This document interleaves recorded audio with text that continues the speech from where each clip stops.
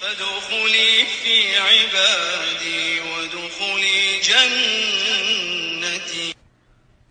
فادخلی فی عبادی وادخلی جنتی، اے بندے داخل ہو جا میری جنتوں کی طرف۔ ونحمدہ ونصلی علی رسولہ الکریم، اما بعد، اعوذ باللہ من الشیطان الرجیم، بسم اللہ الرحمن الرحیم۔ میرا آج کا موضوع نزول قرآن۔ والکتاب المبین، انا انزلناہ فی لیلۃ مبارکۃ انا کنا منذرین، سورہ الدخان، آیت 2 and 3۔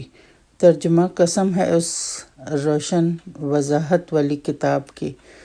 یقیناً ہم نے اسے بابرکت رات میں اتارا ہے، بے شک ہم ڈرانے والے ہیں۔ لیلۃ مبارکۃ، بابرکت رات سے مراد شب قدر،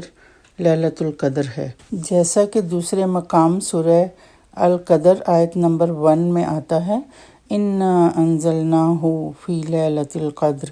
ہم نے یہ قرآن شب قدر میں نازل فرمایا۔ یہ شب قدر رمضان کے آخری عشرہ کی طاق راتوں میں سے ہی کوئی ایک رات ہوتی ہے، یعنی جس رات قرآن نازل ہوا وہ بڑی خیر و برکت والی رات تھی، کیونکہ اس رات کو تمام دنیا کی ہدایت کا اہتمام کیا جا رہا تھا، یعنی یہ بڑی قدر و منزلت والی رات ہے جس میں بڑے اہم امور کے فیصلے کیے جاتے ہیں۔ اللہ تعالیٰ نے فرمایا، شہر رمضان الذی انزل فیہ القرآن، سورہ البقرہ، رمضان کے مہینے میں قرآن نازل کیا گیا۔ یہاں اس صورت میں قدر کی اس رات کو بابرکت قرار دیا گیا ہے۔ اس کے بابرکت ہونے میں کیا شبہ ہو سکتا ہے کہ ایک تو اس میں قرآن کا نزول ہوا، دوسرے اس میں فرشتوں اور روح کا نزول ہوتا ہے، تیسرے اس میں سارے سال میں ہونے والے واقعات کا فیصلہ کیا جاتا ہے، چوتھے اس رات کی عبادت 1000 مہینے کی عبادت سے بہتر ہے۔ شب قدر یا لیلۃ المبارکہ میں قرآن کے نزول کا مطلب یہ ہے کہ اسی رات نبی صلی اللہ علیہ وآلہ وسلم پر قرآن مجید کا نزول شروع ہوا، یعنی جس رات قرآن کا نزول ہوا، یعنی لوح محفوظ سے اسی رات قرآن بیت العزت میں اتارا گیا جو آسمان دنیا پر ہے، پھر وہاں سے حسب ضرورت و مصلحت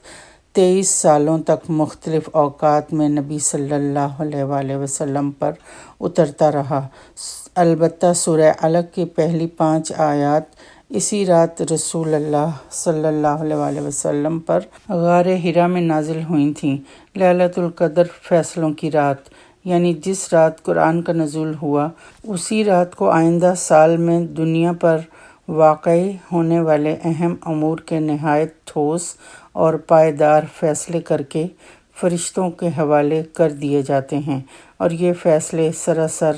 حکمت پر مبنی ہوتے ہیں۔ اور اس مضمون کو سورہ القدر میں یوں بیان فرمایا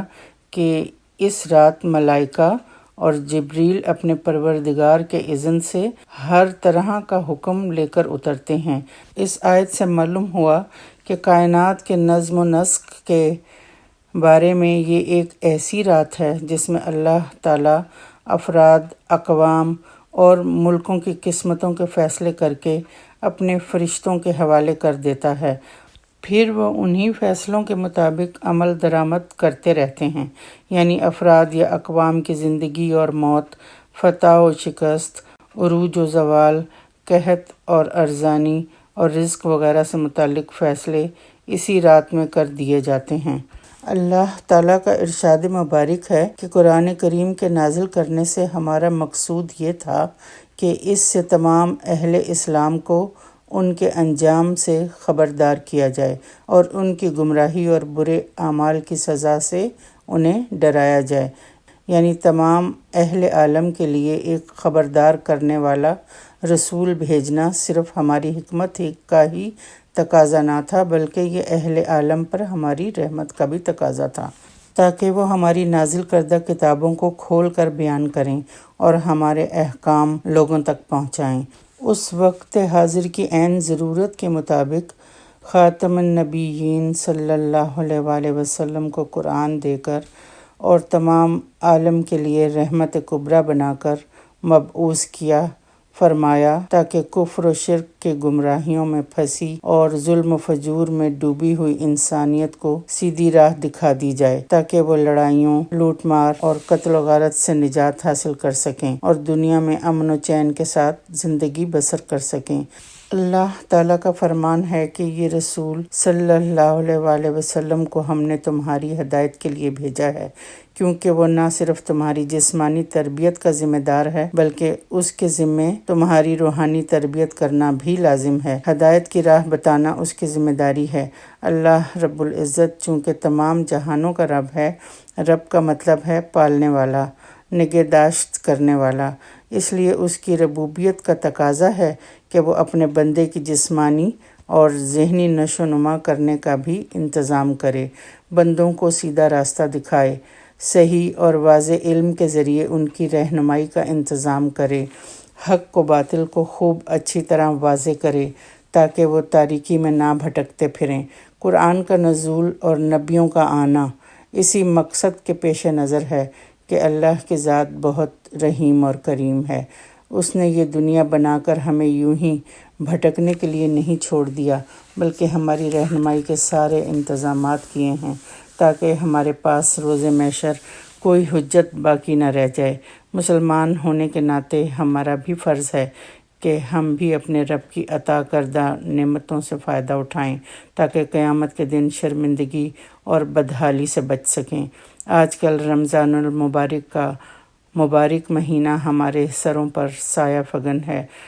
اس بابرکت مہینے میں ہم قرآن کی زیادہ سے زیادہ تلاوت کریں، قرآن کو سمجھنے اور سیکھنے کا انتظام کریں تاکہ قرآن مجید کے فیوز و برکات حاصل کر سکیں۔ اے اللہ ہمیں توفیق دے کہ ہم دن کی گھڑیوں میں اور رات کی گھڑیوں میں قرآن کی تلاوت کریں۔ آمین ثم آمین۔ اور اس قرآن کی وجہ سے ہم پر رحم فرما اور اس کو ہمارے لیے امام اور نور ہدایت اور رحمت کا ذریعہ بنا دے۔ آمین۔ وآخر دعوانا ان الحمد للہ رب العالمین۔